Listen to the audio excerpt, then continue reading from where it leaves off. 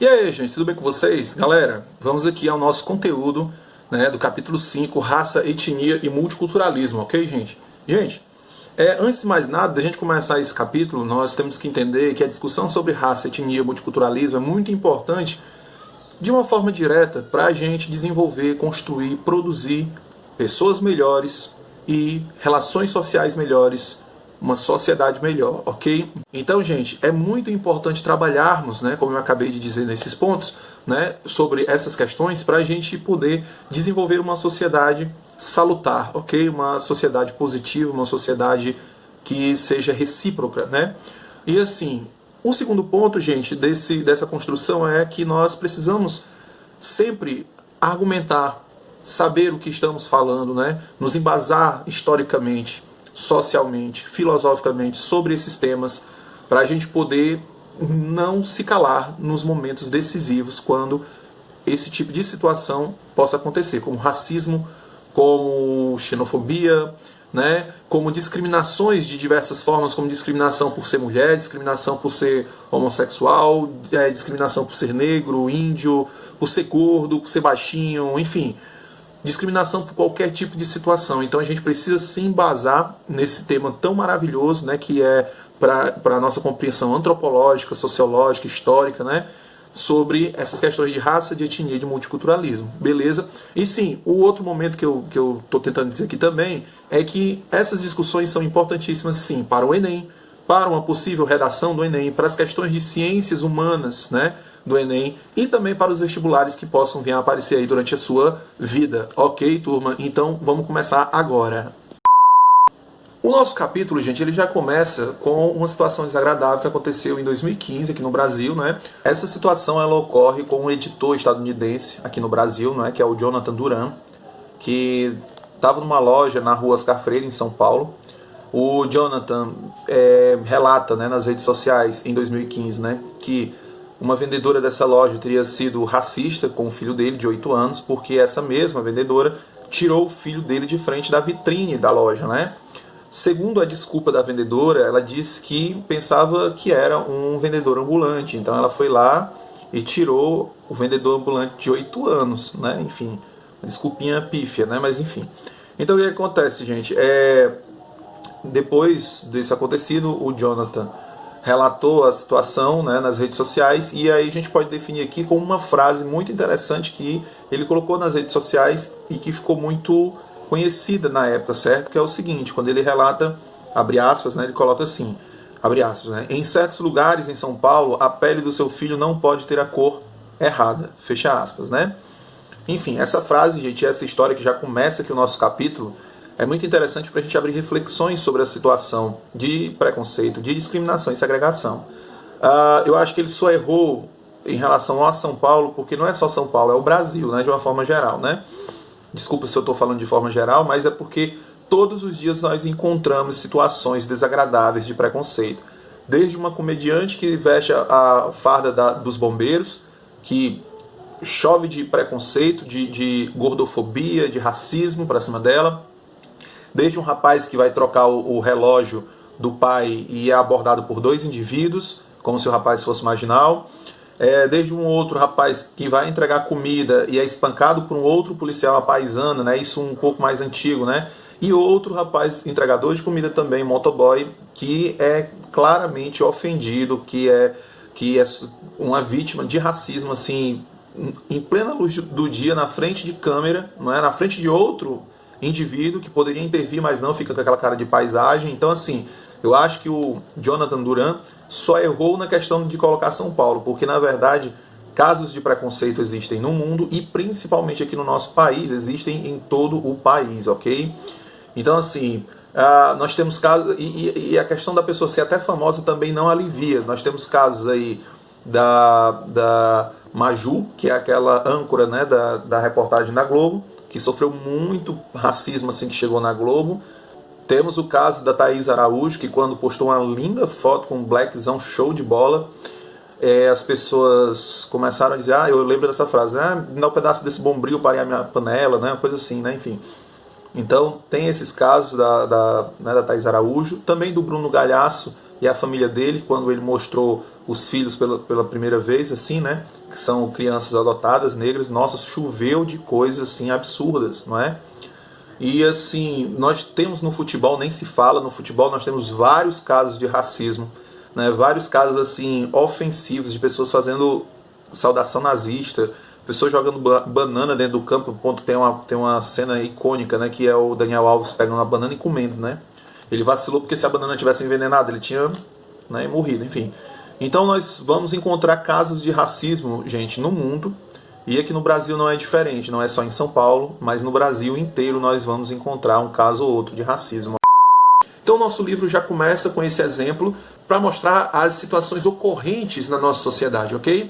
E logo depois o nosso livro também, gente, fala algumas coisas que a gente acaba naturalizando no nosso dia a dia, e o estudo que nós fazemos aqui sobre raça, etnia e multiculturalismo é também para a gente minimizar ou acabar de vez, né, com preferência nesse último, né, finalizar com essas situações desagradáveis, né, com essas frases pejorativas, com essas piadinhas, com essa forma de diminuição do outro, né, por algumas frases. Por exemplo, gente, nós temos no livro de vocês e na vida, né, frases tipo essa, né? Só podia ser preto, né?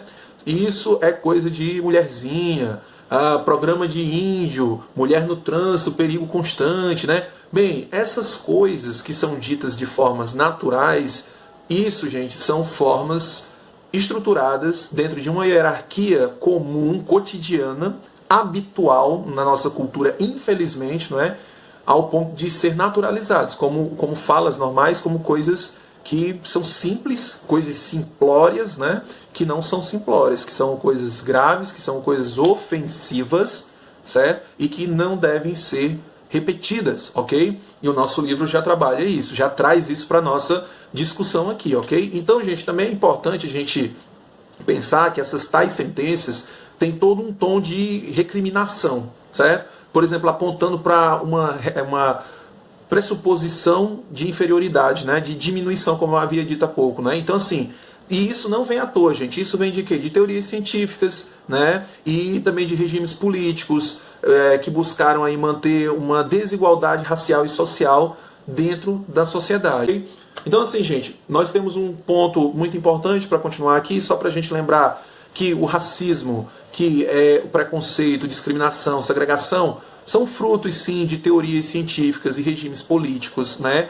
Ideologias políticas, né? Que buscaram manter aí não só a desigualdade racial e social, mas a supremacia de uma raça e de uma cultura sobre a outra, né? Eu tenho um vídeo aqui no canal, por sinal, que é um vídeo sobre escolas antropológicas, que eu falo sobre a escola antropológica evolucionista, que poderia-se dizer que é a escola eurocêntrica, né? Ou seja, a cultura europeia, tudo que é europeu é superior a todas as outras culturas, né? E aí é uma escola que traz já aí na sua construção, no seu DNA, não é?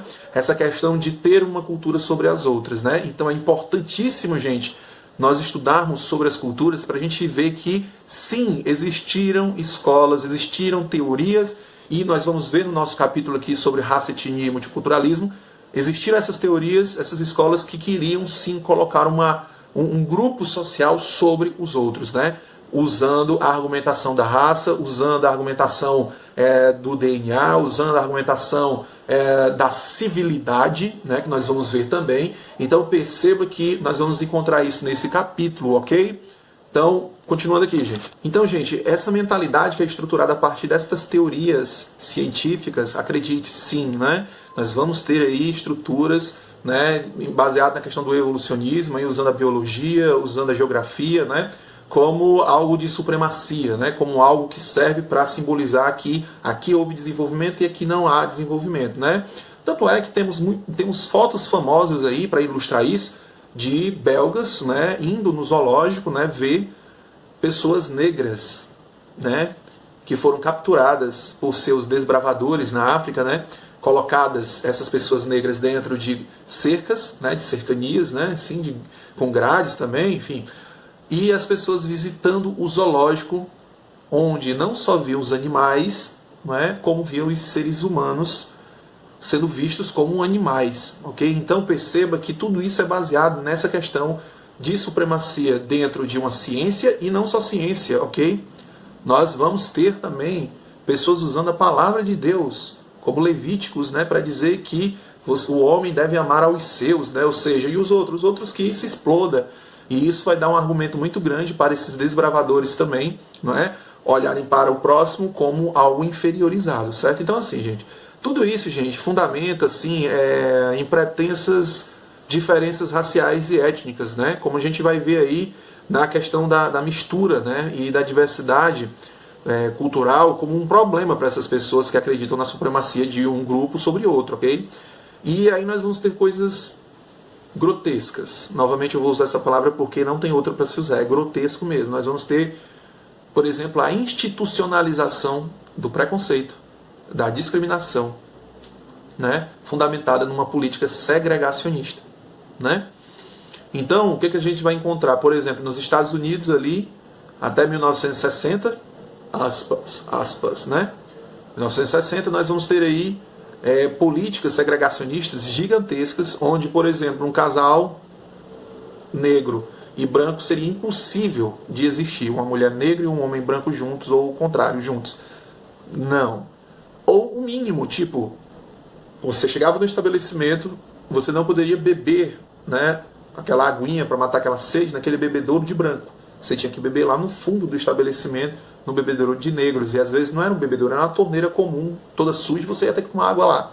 Outra coisa também, banheiros. Você não tinha direito, o cara negro, a mulher negra, de usar um banheiro que era para os brancos. E nós vamos encontrar isso também nos Estados Unidos. E o reflexo é tão grande, gente, até hoje nos Estados Unidos, devido a essas políticas segregacionistas, que nós temos bairros hoje nos Estados Unidos ainda que um homem branco, quando entra naquele bairro só de negros, ainda é um clima tenso. Quando um homem negro entra num bairro só de brancos, a polícia chega e é carinhosa com ele, ok? Dizendo para ele ir tranquilamente para casa dele, acompanhando ele de forma natural, sem nenhum tipo de violência ou requinte de crueldade, beleza? Diga lá George Floyd, né? Mas enfim. Então, assim, gente, e outra que nós vamos ter também, na África do Sul, outro exemplo de institucionalização da violência, da discriminação, do preconceito, do racismo, tudo que seja de ruim de um grupo social com outro, que vai ser a questão da apartheid, que vai ser até 1994, ok? A sua existência. Então, assim, gente, a desigualdade, né, racial foi instituída, né? Foi institucionalizada, né? Então, assim, aqui no Brasil, diferentemente, por exemplo, de Estados Unidos, diferentemente da África do Sul, é dissimulado, entendeu? É descarado. Aqui no Brasil é levado no jeitinho brasileiro. Pronto, o racismo brasileiro tem o seu jeitinho brasileiro, entendeu? O racismo abrasileirado. É um racismo, muitas vezes, que a pessoa nem se toca que está passando por uma situação de racismo. Esse tipo de situação tem que ser debatido, tem que ser colocado para todo mundo saber, não é? E para a gente trazer para as nossas aulas, para a gente poder desenrolar as nossas aulas e poder avançar no que se diz respeito ao fim do preconceito, do racismo, da discriminação, ok? Então, é nesse ponto aí que eu digo para vocês como o preconceito no Brasil ele é dissimulado, certo? Ele é colocado de uma forma natural, de uma forma a qual não pareça que está acontecendo alguma coisa, né? Pronto, gente, falando isso, nós vamos entrar agora numa outra parte do nosso capítulo que diferencia uma coisa da outra, que é o preconceito, a discriminação e a segregação, ok? Então, vamos para um próximo vídeo falar exclusivamente dessa diferenciação, preconceito, discriminação e segregação, ok, turma? Falou e beijo do pai, falou!